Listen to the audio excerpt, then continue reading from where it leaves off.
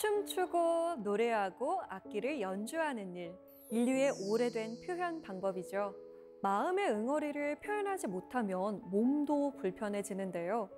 코로나19로 인해 몸과 마음의 고통을 호소하는 분들이 참 많은 요즘입니다. 이런 시간, 표현 예술 치료에 도움을 받아보면 어떨까요?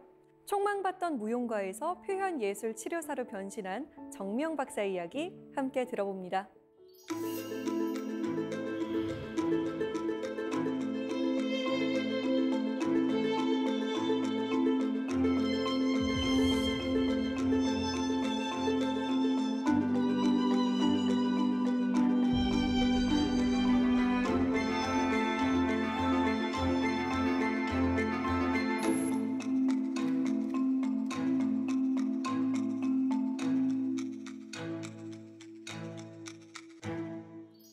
안녕하세요. 안녕하십니까? 네, 저희가 미술 치료 또 음악 치료, 이 예술로 심리를 치료한다는 건 잘 알고 있는데 표현 예술 치료 조금 생소해요. 그런 영역일까요? 표현 예술 치료는 여러 가지 예술 영역들을 어떤 것을 기반으로 중점적으로 해서 무의식, 우리가 억눌려져 있는 무의식을 예술을 도구로 해서 의식으로 떠올리는 작업들을 통해서 자아의 직면을 하게 만들고 그것이 이제 성장과 치료로 이어지는 작업입니다. 저 같은 경우는 이제 움직임을 중점적으로 해서 여러 가지 글, 그림, 문학, 시, 소리 등을 함께 아우러서 예술 치료를 하고 있습니다. 좀 더 설명을 들어봐야 잘 알겠지만 표현 예술 치료가 어쩐지 몸과 마음에 좀 자유를 줄 수 있겠다라는 생각이 듭니다. 오늘 강연 잘 부탁드립니다.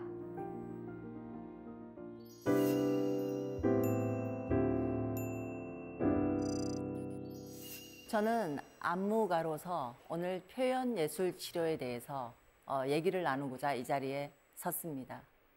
저는 표현 예술 치료를 통해서 저의 많은 다른 모습들을 발견해냈고 그리고 그 과정과 경험들을 통해서 많은 통찰과 저의 정체성을 확립해 왔던 것 같습니다.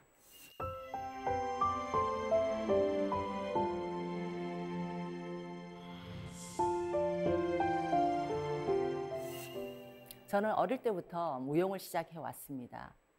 7살 때부터 한국 무용으로 발을 이렇게 뗐고요. 발레로 몸을 이렇게 척추를 세웠고요. 그리고 고3 때부터 현대무용으로 아주 입체적인 몸의 움직임을 훈련했습니다. 그리고 2000년도에 뉴욕에서 모던 재즈와 접촉 즉흥을 수학하면서 저는 웬만한 무용에 관한 베이스들을 다 공부를 했다고 할 수 있겠습니다.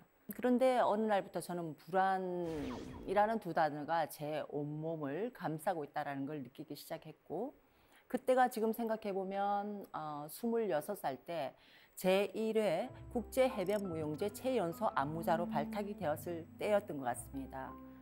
아주 저희 성격대로 발랄하고 열정적이게 제 작업을 해나갔고 해외 초청 무용단 피나바우시 무용단의 라이너베어의 작품에 한국인 무용수로도 더블 활동을 시작을 할 수 있게 되었습니다. 그러던 도중에 아버지의 부고 소식과 그리고 일주일 뒤 연달아서 오빠의 부고의 소식을 함께 듣게 됩니다.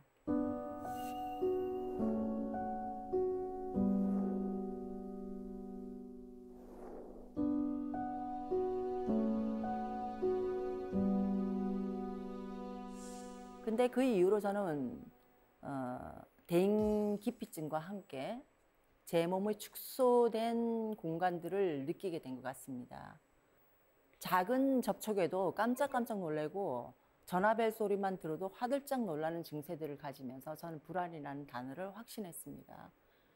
그걸 지금 진단명으로 설명을 해보면 불안 직면 회피 같은 우울증 같은 거였겠죠. 그때부터 저는 불안을 직면하지 못하고 계속 회피하면서 고독이란 단어가 떠올랐고요. 근 10년에 거쳐서 38편의 안무들을 해내면서 고독 댄스 시리즈를 계속 연작으로 만들어 나가기 시작했습니다. 주로 그전에는 동작들이 쭉 뻗고 아주 자신감 있게 나갔다면은 이때는 계속 뭔가를 이렇게 잡고 그리고 계속 관절들을 쪼개내는 작업들을 했습니다.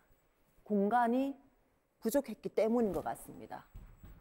어떻게 하면은 이 공간을 열까를 계속 연구를 하는 것에만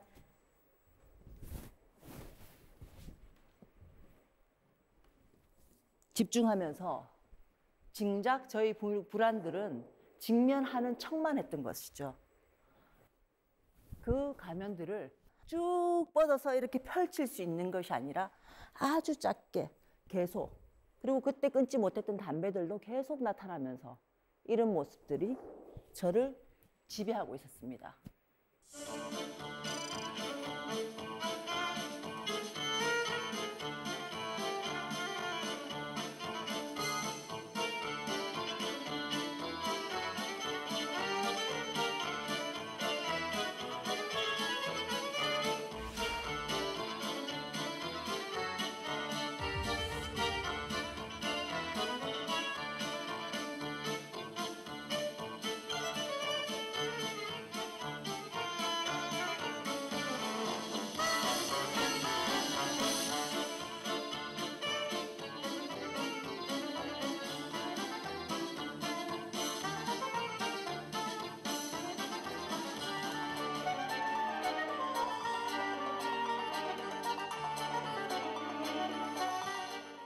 무용은 몸을 많이 쓰는 작업이잖아요. 그런데 네. 표현 예술 치료를 하시게 된 계기가 있을까요? 직접적인? 지금 반추해 보면 아주 행운아였던 것 같습니다.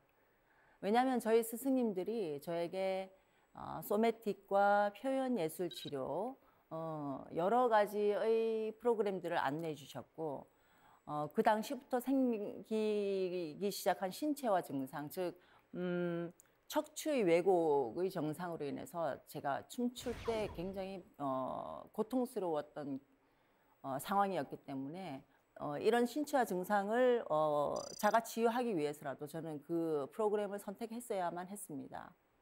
그러나 소매틱 메소드 같은 경우는 몸을 정렬하고 생물학적인 몸들을 완화시키는 데는 효율적인 수단이었지만 저에게 다가오는 불안을 직면하고 그걸 해소하지는 못했던 것 같습니다. 그리고 계속 표현 예술 치료에 대한 자각은 있었지만 왠지 저항이 올라왔고 그 이유를 저는 지금도 알 수는 없습니다만 어쨌든 마주하게 되었습니다. 그 계기가 이화여대에서 개최되었던 심포지엄에서 호프만 소토 선생님을 만나게 된 사건이었습니다. 소매틱 교육자이신 호프만 소토 선생님은 타말파 인스티튜트에서도 교수로 재직하시면서 전 세계에 널리 알려진 인물이었습니다. 그때를 지금도 생생하게 기억합니다. 보통 심포지엄의 장소는 스크린을 마주보고요. 모두가 그쪽을 향해 가는 상태에서 의자들이 배치되어 있죠. 제가 조금 시간이 까딱까딱하게 도착을 했는데 완전히 장소가 달랐습니다. 앞에 텅 비어 있었고요. 스크린을 보고 양옆에 참가자들이 한 200명쯤 된 것 같아요. 다 벽에 붙어서 이렇게 쳐다보고 앉아 있는 거예요. 이건 뭐지? 그리고 들어가는 입구가 제가 이렇게 들어가는 입구였는데 마치 저를 맞이하는 것처럼 제가 무대의 주인공이 된 것처럼 신기한 현상을 이제 목격하게 됐죠. 들어섰는데 그때 호프만 소토 선생님께서 이런 안내 멘트를 하고 계실 때였어요. 될 수 있는 한 의식적으로 그리고 온몸을 알아차리면서 이 의자를 가운데에다 옮겨주세요 라고 말씀하셨습니다. 저는 막 달려가서 빈 자리에 앉았고 그 수많은 참가자들이 동시에 아무런 약속 없이 그 한마디로 아주 천천히 의식적으로 그 의자를 잡기 시작했고 잡기 시작할 때 나의 움직임의 첫 순간과 그리고 손가락들이 잡기 위해서 천천히 펴질 때의 그 관절 그리고 그 스퀘어를 잡는 순간 들어 올리기 위해서 발로 밀어내는 중력, 발력, 그리고 발바닥에서부터 올라오는 그 힘의 이동들이 나의 뒤꿈치와 무릎과 고관절을 지나 나의 골반을 회전시키고 나의 꼬리뼈부터 척추를 회전시키면서 어깨 봉이 회전하면서 나의 목뼈가 숙여지고 고개가 떨어지는 그 과정들을 생생하게 알아차릴 수 있었습니다. 동시에 그 수많은 집단 역동들이 함께 움직이는 것들을 제가 마치 영혼이 빠져나가서 위에서 쳐다보는 것처럼 모두를 전체를 감망할 수 있었고요. 그리고 어떤 사람이 내 옆을 지나갈 때 흔들리는 바람과 그 빛의 속도까지도 느낄 수 있을 정도의 그 순간을 지금도 생생하게 기억합니다. 그 순간이 얼마나 됐을까요? 10분도 채 되지 않았다고 저는 기억을 합니다만 그 당시 저의 느낌은 마치 억겁의 세월을 지난 것처럼 길게 느껴졌었고 그 자유로운 에너지를 잊을 수가 없는 것 같습니다. 그리고 정신을 딱 차리고 눈을 떴을 때 우리가 생각했던 보통의 컨퍼런스 장소가 되었고 정면에는 스크린과 함께 호프만 소토 선생님이 가운데 서 계셨습니다. 정신이 들자마자 저는 이 먹고라는 질문들이 막 머릿속에서 나오기 시작할 때 마치 저의 소리를 듣기라도 한 것처럼 소토 선생님은 그것은 소맥주 중심 표현 예술 치료이다라고 대답을 해주셨습니다. 이게 이제 영적 통함이라고 저는 생각을 합니다. 저는 한 번의 망설임도 없이 그 다음날 바로 표현 예술 치료라는 이 과정들을 입문하게 됩니다.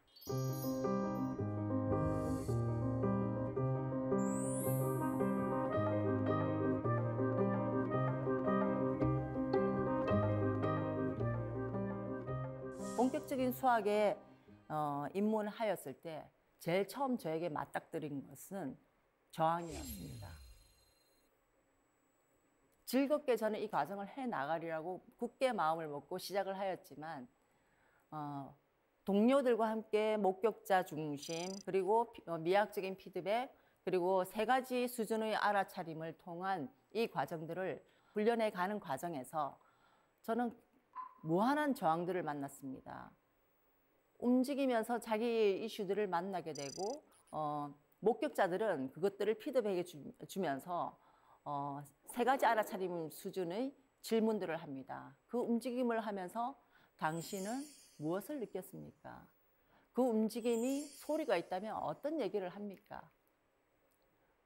그 움직임에 대한 말을 할 수 있다면 어떤 단어가 떠오르십니까? 등등의 질문을 받았을 때 마치 저는 이런 느낌이 들었습니다. 아파 죽겠는데 자꾸 생각해라 하는 것처럼 귀찮은 리듬이 계속 올라왔고 그 안에는 제가 무용가로서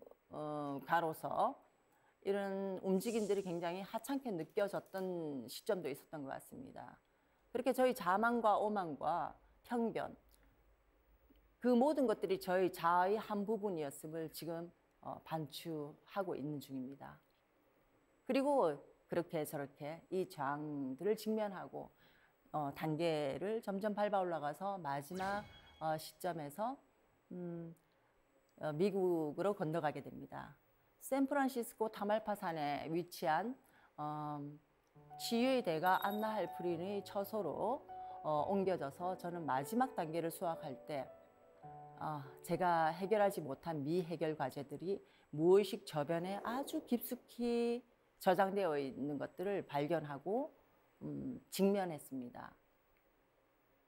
아버지의 죽음과 오빠의 죽음 그리고 심지어는 제가 결혼 초기에 유산하 있던 아기의 존재까지 다 만나면서 마주하고 움직임 뿐만 아니라 미술, 시, 소리 모든 매체를 통해서 다 해소하면서 다시 제 문제를 발견하고 성장해 나갔습니다. 그리고 가장 파워풀한 기억이 나는 수업 중에 하나가 코칭 수업이었어요. 하버드 대학교의 코칭 교수님이신 켄 오터 박사님의 코칭 수업은 이때까지 모든 훈련의 과정들을 예술적으로 작품화시키는 과정이었습니다. 이 과정들을 쭉 겪으면서 나는 예술가로서 가지고 있는 한계점들이 있었어요. 무용가는 이런 것만 해야 돼? 이런 건 할 수 없으라고 생각하는 경계 지점이 모두 다 부서지는 것을 발견했습니다. 나는 어떤 것도 해나갈 수 있겠구나 라는 생각과 함께 마지막 단계에서 제 자신의 자가 코칭을 하게 됩니다. 3가지 코칭을 가지고 저는 결국 이 과정을 무사히 마치고 귀국하게 되었습니다.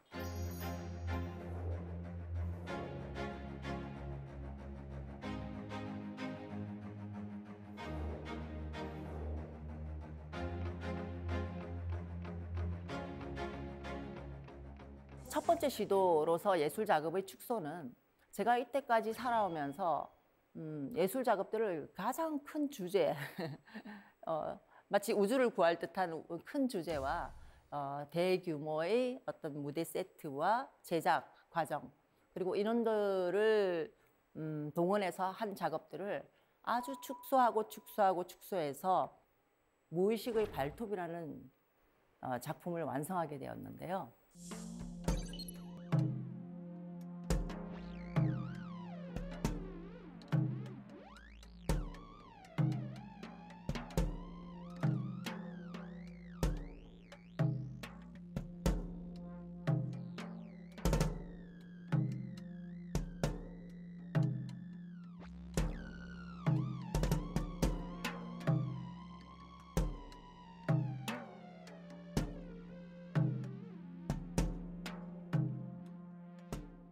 우선 뒷모습으로 시작하는 것들은 저희 가면을 쓴 제 자아를 표현하는 것이고요. 거기서 스물스물 나오는 손들이 위장한 채 저를 기만하는 모습들입니다. 그 기만들은 여러 가지 통로를 통해서 저를 계속 핥히고 있었고요. 그러나 그것들이 직접적으로 대면하기 시작했을 때 하나하나가 귀중한 자원임을 발견하는 단계를 가집니다. 그리고 결국에는 뒷모습으로 섰지만 제대로 바라보고자 하는 나의 눈들이 이 세상을 바라보게 하고 이 온전한 공간들을 다 훑게 되는 과정들을 그린 겁니다.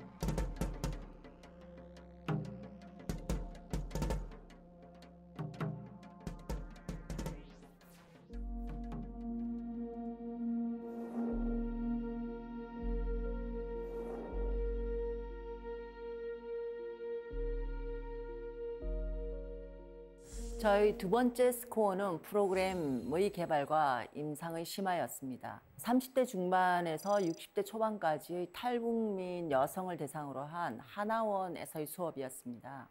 그들을 처음 만났을 때는 그들의 증상을 전혀 눈치채지 못할 정도로 너무나 에너지가 넘쳤고 너무나 발랄한 모습에 정말 수월하게 재밌게 수업을 할 수 있을 거라고 예상을 했죠. 그래서 아주 활동적인 스코어로 가득 채운 프로그램을 가지고 그들 속으로 첨벙 뛰어들었습니다.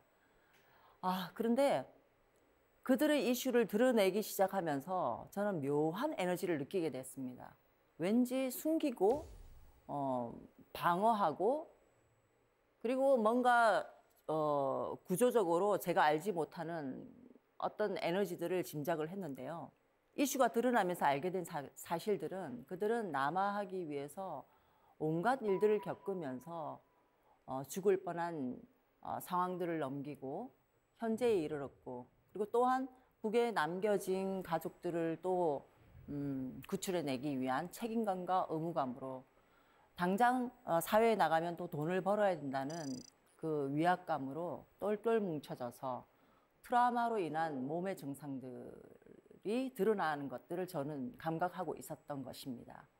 마침 그때가 추석이었어요. 우리나라에서. 그들이 물었죠. 그들의 세계에서 명절처럼 가지고 있는 어떤 행사나 전래놀이나 어떤 것들이 있는지에 대해서 얘기를 나누면서 그들은 무의식에 있는 창조성들을 끄집어내기 시작했어요.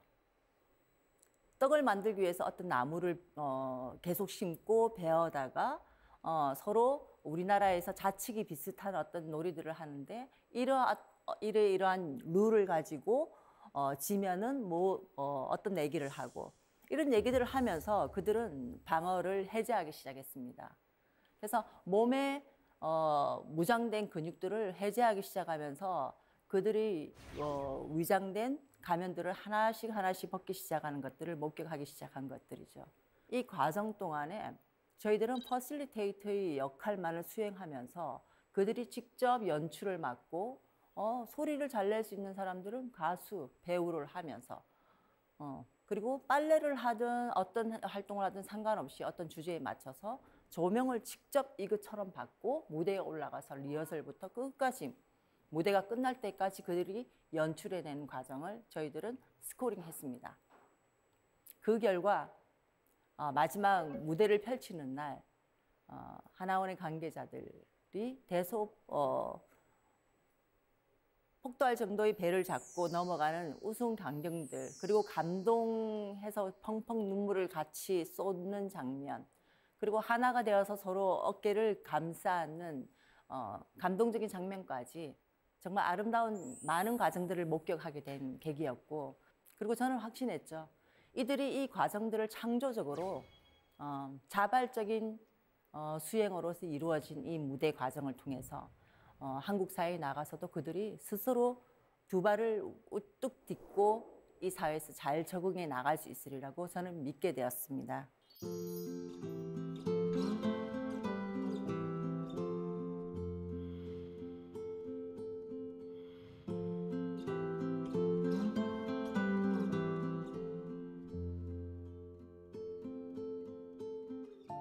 두 번째 임상 과정이 기억나는 것은 납병원 조현병 환자들을 임상한 과정이었습니다. 처음에 들었을 때 그들의 모습이 지금 내 눈앞에 펼쳐지고 있습니다. 병원 관계자들과 함께 인솔되어서 들어갔던 그 자리에 저는 두 발을 뚜벅뚜벅 걸어갈 때 사람들의 몸이 저렇게 왜곡될 수 있다는 사실들을 보고 정말 깜짝 놀랐습니다. 어떤 분은 완전히 몸이 옆으로 기울어져 있었고요. 그들의 시선들은 모두 땅을 보고 있었습니다. 한 분도 위로 정면으로 바라보는 사람이 없었고 어떤 분은 완전히 오버해서 하늘을 쳐다보면서 시선에 초점이 없이 멍하니 저 하늘을 응시하고 있었습니다. 그리고 대부분 몸이 응축되고 척추는 주저앉아 있었죠. 그리고 가장 큰 특징은 두 발이 땅에 닿지 않고 있었습니다. 다 꼬여 있거나 들려 있었어요. 저와 보조강사 두 명이서 멍 때리면서 그 현장을 바라보다가 갑자기 제가 떠오르는 게 있었습니다. 그게 뭐냐면 그냥 음악을 틀고 바라봐 주는 것이었습니다. 그래서 저는 아무것도 하지 않고 유튜브에서 그냥 클래식 음악을 하나 틀었습니다. 그리고 저는 성격이 좀 급한 편이라 그것들을 견뎌야 됐습니다. 기다리는 게 아니라 정말 견디는 시간이었는데 저는 너무나 긴 시간을 기다렸지만은 사실은 10분밖에 되지 않았죠. 근데 효과가 나타나기 시작하는 그 시점에 중후반쯤 되는 남성분이 이렇게 구부정하게 저한테 다가와서 이렇게 쳐다보면서 물었어요. 선생님, 뭐 하세요? 저는 춤추고 있어요. 라고 얘기를 하는 거예요. 이 말이 아직도 귓가에 또렷이 들립니다. 저는 아무것도 필요 없고 춤이라는 단어가 나왔다는 것에 너무 반가웠어요. 그리고 저는 대답하지 않고 오히려 되물었죠. 선생님은 지금 뭐 하세요? 라고 물었더니 그분이 저는 어떤 여성분과 춤을 추고 있습니다. 그랬어요.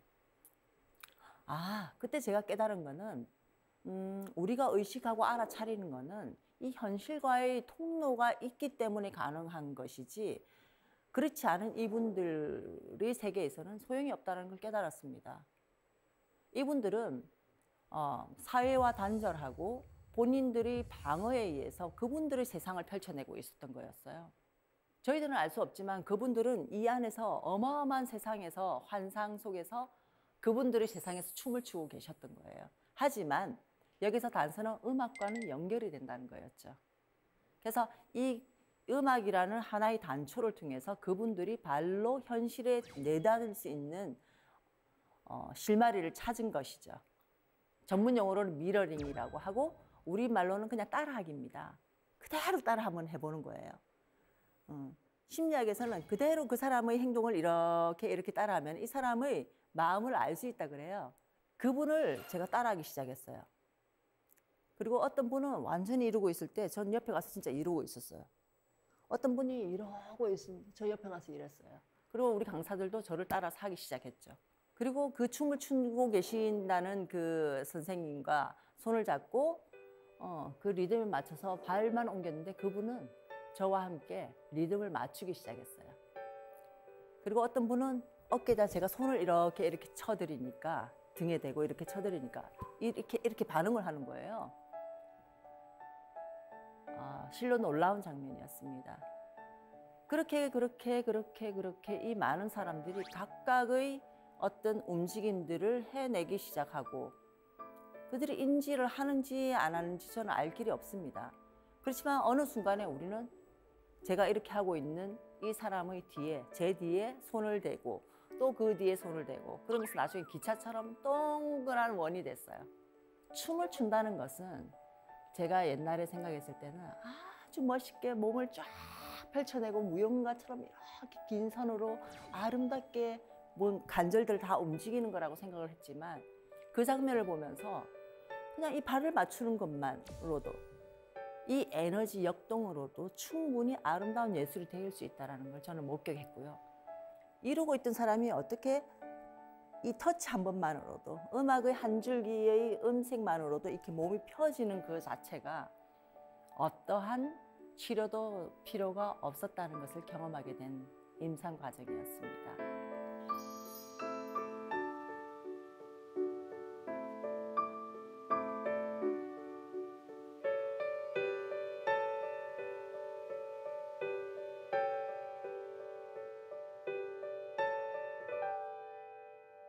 그리고 그 다음 생각나는 프로그램의 과정이 청소년들이었는데 제가 진로 교육을 부탁받아서 갔어요. 표현예술 치료를 좀 해달라. 들어갔는데 모두들 엎드려 있었어요. 모두들 엎드려 있었고 고개를 든 몇 명은 핸드폰을 보고 뭔가를 하고 있었죠. 아무도 저를 이렇게 쳐다보지 않았어요. 저는 이렇게 했습니다. 이렇게 쳐다보고 안녕하세요. 인사를 나눴어요. 웃지도 않고요. 그리고 또 삐딱하게 서서 저는 무용가고요. 표현예술치료사입니다. 라고 얘기를 했어요. 그러고 나서 3가지 수준의 알아차림으로 질문을 던졌습니다. 제가 어떻게 보이세요? 혹시 대답해 줄 분 계신가요? 학생들의 대답은 이랬습니다. 굉장히 뼈딱해 보인다. 차가워 보인다. 못돼 보인다. 나쁜 것 같다. 날카로워 보인다. 뭐 등등. 그러고 나서 다시 저는 이러고 다시 인사를 했습니다. 안녕하세요, 여러분. 저는 안무가 정미영이라고 합니다. 그리고 인사를 딱 나누고 나서 3가지 수준을 알아차림으로 다시 질문을 했어요. 제가 어떻게 보입니까? 어떻게 느껴지십니까? 어떤 이미지입니까? 라고. 그랬더니 저는 생전 처음 들어보는 얘기들을 들었습니다. 모델 같아 보이고 또 하나 되게 기억에 남는 대답이 있었는데요. 스튜디오스 사감 선생 같다라는 대답을 들었습니다. 그래서 저는 청소년들과 얘기를 나누었습니다. 우리 뇌의 인지는 굉장히 왜곡을 한다. 이 세상에서 보이는 것들이 전부가 아니라 여기서 보이는 어떤 태도와 자세들은 우리가 이미 가지고 있는 고정관념 속에서 하나의 자아일 뿐이다. 그리고 뇌의 작용과 원리와 함께 우리 심리적인 자아를 통해서 함께 설명을 해 나갔죠. 그리고 이제 실습 단계에서 전혀 말을 사용하지 않고 소리로만 서로 소통하기. 2번째는 이 티슈 하나로 전달을 해보라고 했어요. 그랬더니 어떤 친구가 이렇게 했어요. 처음에는 이렇게 흔들더니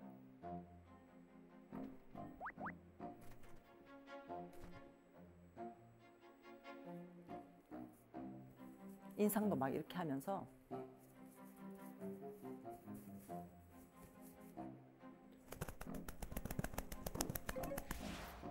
그랬더니 나중에는 막 이렇게 찢어요.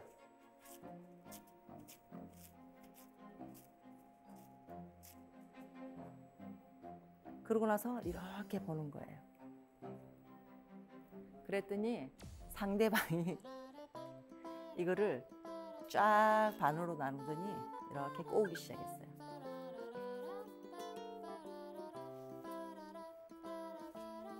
그리고 나머지도 꼬우고요. 그걸 꼬우면서 계속 이런 소리를 내면서 그리고 그 친구가 이랬어요. 그러더니 그 친구가 받아서 이거를 이렇게 표현을 했습니다. 아우, 교실 막 떠나가게 웃더라고요. 그렇게 처음 이렇게 엎드려 있고 쳐다도 보지 않는 그 학생들이 얼마나 활발하고 그리고 척추도 이렇게 뚝 서고 에너지가 넘치는지 저는 쳐다만 봐도 즐겁고 행복했습니다. 그리고 다 하고 나서 항상 평가를 해요. 요즘에 그렇게 하더라고요. 그 평가란에 이제 어떤 사람들이 적은 거를 보고 참여자들끼리 대표로 몇 명이 발표를 했어요. 오늘 수업을 참관한 소감들을 얘기를 하는데 어떤 한 학생이 이런 얘기를 했습니다. 사실은 이 수업의 목적이 의도가 진로 교육의 상담과 이들이 호소하는 대인관계에 관한 어떤 이슈를 어떻게 문제를 해결할 수 있는가에 대한 해결 방안을 제가 좀 제시해 주는 것이 그 수업의 목적이었는데 그건 하나도 하지 않았어요. 못했죠. 시간도 빠듯하고. 그랬는데 자신이 스스로가 그 얘기를 하는 것을 듣고 저는 깜짝 놀랐죠. 어떤 얘기를 하냐면은 자신이 그렇게 편견을 가지고 사는 줄을 몰랐다. 저 사람은 그러지 않을 수도 있을 텐데. 그리고 다양한 면들, 사람들은 누구나 다를 수 있다는 것을 인정하게 됐고 그 과정들을 받아들이면서 자신도 역시 진로를 선택하는 데 있어서 남들과 똑같이 할 필요가 없다는 얘기를 들었어요. 이 얼마나 놀라운 결과입니까? 이 2가지 목적을 가지고 들어가서 하나도 그런 강의를 하지 않았음에도 불구하고 스스로 창의성을 가지고 그 잠재력을 개발하는 그 청소년들의 속도를 보고 저는 좀 의무감 같은 걸 느꼈어요. 책임감. 표현예술 치료를 통해서 이런 잠재력들을 정말 무한하게 개발해 줄 수가 있겠구나 라고 생각을 했습니다. 그리고 뿌듯하게 그날을 마감했고 그리고 한 학생이 저와 개인 면담을 계속 한 8회기 정도 실행을 했는데 그 친구의 성적과 대인관계가 너무 좋아졌다는 나중에 보고를 듣게 되었어요. 그들을 보면서 저의 의무감과 책임감 등을 어떻게 좀 전개를 해 나갈지에 대한 스코어를 그때부터 좀 시작했던 것 같습니다.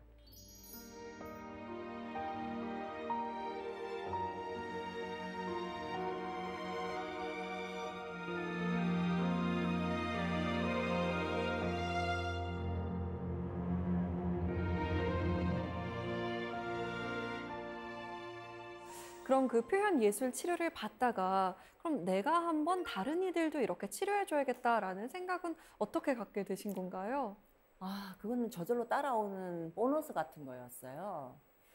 내가 이렇게 좋고, 이렇게 확장되고, 이렇게 가벼워지다 보니 상대방에 대한 배려는 당연히 따라오는 거지만 무의식을 직면한다는 것은 다른 사람을 통해서 나 자신을 발견하는 거더라고요.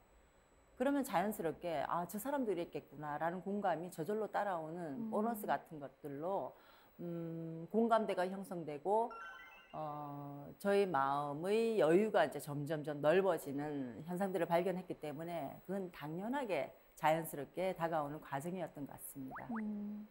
그리고 마지막 단계로 생각나는 그 프로그램 임상 과정이 치매 노인과 파킨슨 환자들이에요. 사실은 이 대상을 생각해 본 적이 없어요, 저는. 근데 계기가 우리 모친께서 경증 치매를 앓는다는 소식을 듣게 되었고, 정말 이 세상의 우연한 이치인지는 모르겠으나 바로 전문 무용수 지원센터에서 저에게 제안한 댄스 포 PD라는 프로그램을 제가 수긍한 거였어요. 왜 수긍했냐면 댄스 포 PD는 이제 파킨슨 환자들을 대상으로 한 무용 치료 같은 프로그램이었어요.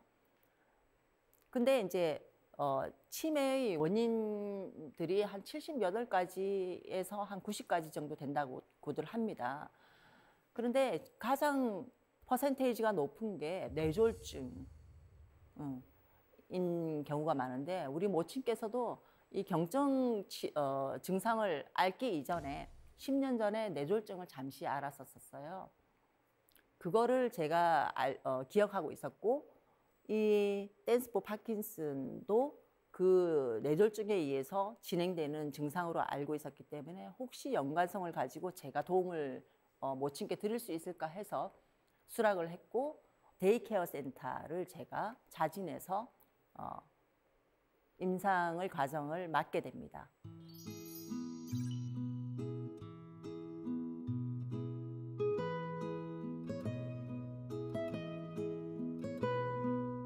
치매 노인들의 증상들은 사실은 많은 이런 임상들의 복합적인 과정들이 그 안에 한 곳에 있었어요.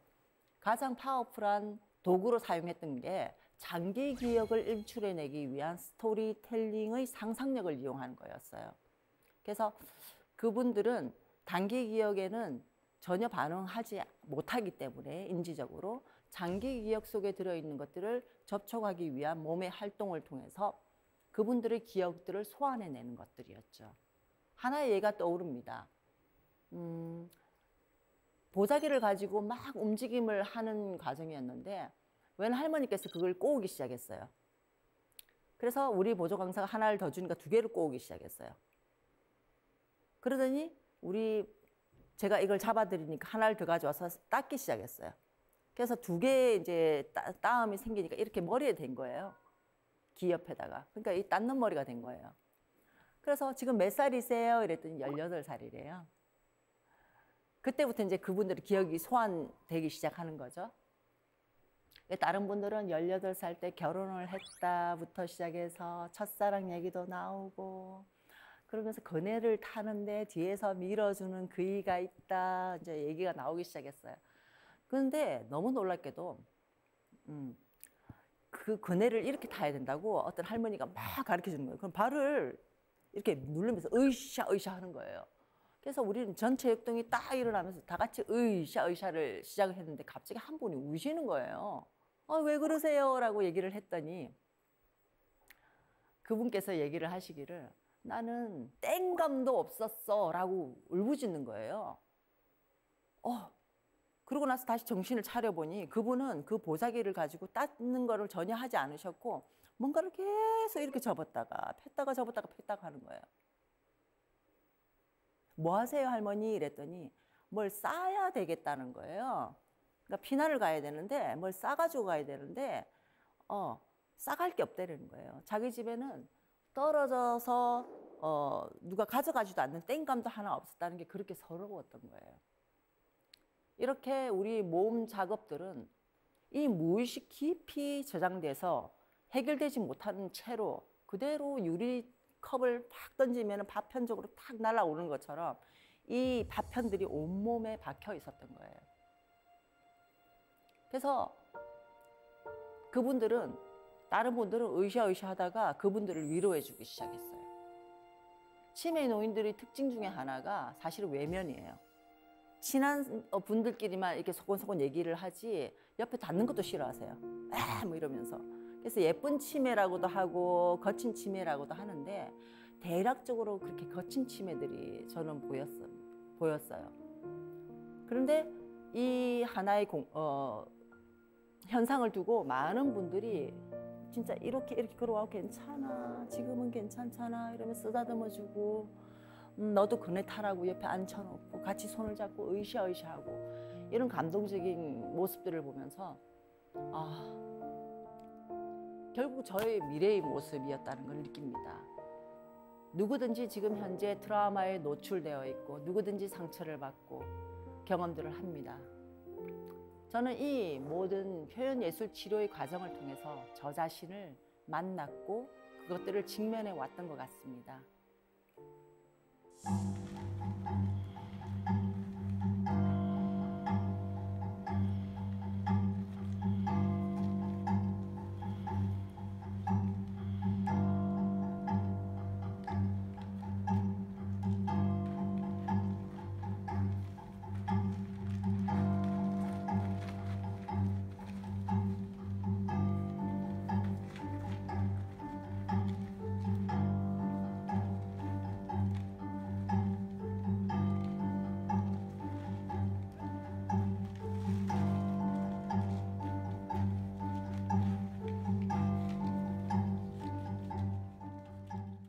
아주 어렸을 때부터 무용만 해오면서 자존감만 높았던 저는 제 자신이 부서지고 나서야 이것들을 보게 되었다는 것을 지금 현재는 너무 다양스럽게 생각을 합니다. 어떤 분이 저에게 힘들게 한다면 그분들을 통해서 자신을 바라보시기를 권유해 드립니다. 그것들을 바라보게 하는 거울, 표현예술치료는 저의 무한한 잠재력을 건드렸고 접촉시켰고 그것들을 마주보게 했습니다. 제가 무용가로만 있을 때는 상상도 할 수 없었던 계획들이 저절로 펼쳐짐을 저는 느낍니다. 저는 신을 믿지는 않습니다. 다만 제 안에 있는 자아들을 끄집어내고 실패와 경험들을 계속 해보면서 제가 가지고 있던 그 오류들의 편견들의 파도 속에서 계속 헤엄치면서 제 섬들이 점점 커지는 것을 목격하고 있습니다. 이것을 심리학에서는 자기 실현이라고 합니다. 결국 다른 말로 개성화라고 하죠. 각기 고유의 자아들을 끄집어내는 단 하나도 같은 것이 없는 창조력들을 말하는 것으로 저는 이해를 합니다. 표현예술치료는 이런 잠재력을 무한히 끄집어내는 저의 내적 스승으로서의 현재 저를 이끌어가는 멘토로서 작용하고 있습니다. 여러분들도 그런 멘토가 있을 것입니다. 혹시 잘 안 될 때는 표현예술치료를 이용해 보는 게 어떨까라는 말로 저희 강의를 마무리하고자 합니다. 끝까지 경청해 주셔서 감사합니다.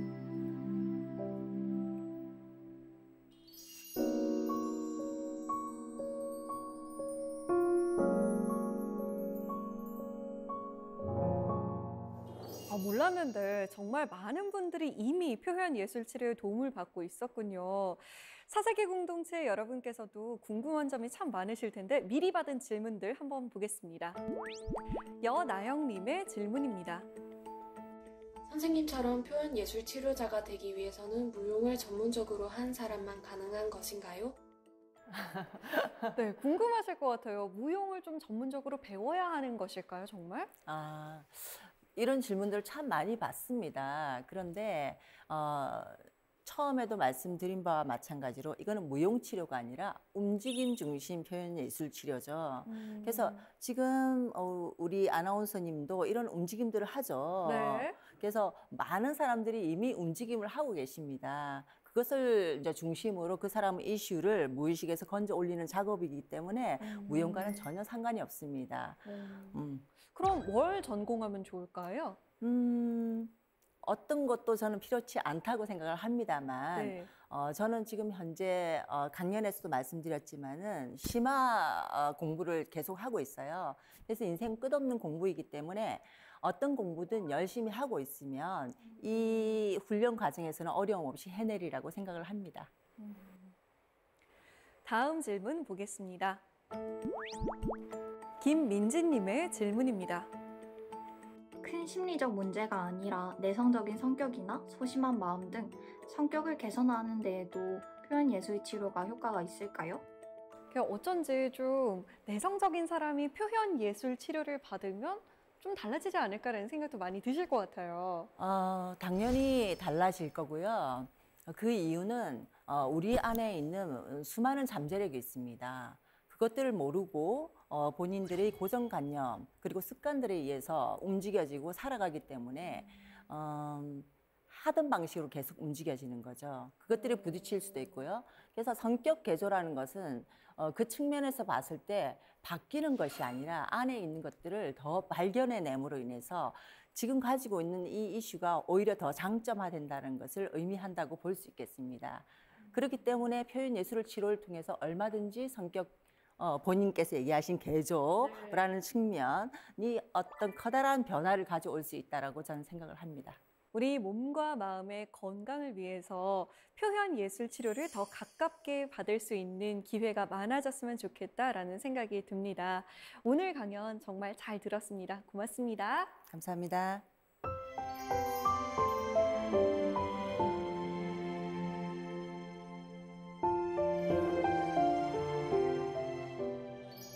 발레를 보다 보면 무용수가 그 자리에서 수십 바퀴를 도는 고난도 기술을 선보입니다. 이 기술을 휘대라고 하는데요. 보통 사람들은 한 자리에서 서너 바퀴만 돌아도 휘청거리는데 수십 차례, 30차례를 선보이기도 하죠, 이 휘대를. 그 비밀은 바로 시선 집중에 있다고 합니다. 한 곳을 집중해서 그곳만 바라보면 얼마든지 어지럽지 않게 휘대를 할 수 있다고 하는데요. 휘대를 하는 발레리나처럼 마음을 붙들어 매지 않으면 정신을 쏙 빼앗기는 계절이 시작됐습니다. 다시 축제의 계절을 만끽할 수 있도록 지금은 시선 집중해야겠죠? 사사기 공동체 스미다. 저희는 다음 시간에 찾아오겠습니다. 고맙습니다. Love, it's a special day.